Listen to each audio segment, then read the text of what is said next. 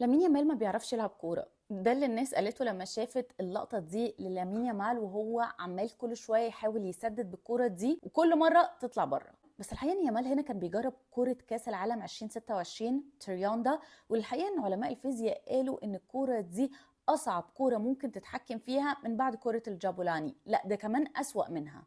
الجزء العلمي بيقول ان الكورة العادية عادة بتكون مبنية على شكل اسمه ايكساهيدرون، وده شكل هندسي ل 20 وش او 20 وجه.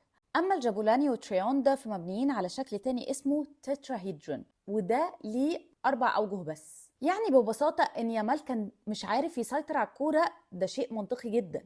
بس في نظريه بقى بتقول فاكرين ميسي في كاس العالم 2010 كان وحش جدا بكره الجابولاني، تخيل انه سدد 29 تسديده من غير ما يسجل ولا هدف، والرقم ده لحد النهارده محدش كسره اصلا.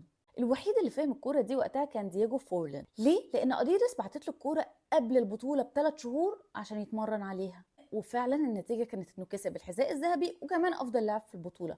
فيمكن اديداس دلوقتي بتعمل كده مع لامين يامال عشان يلحق يتمرن على الكوره قبل كاس العالم 2026، خصوصا ان هو من اهم الرياضيين اللي بيمثلوا اديداس دلوقتي.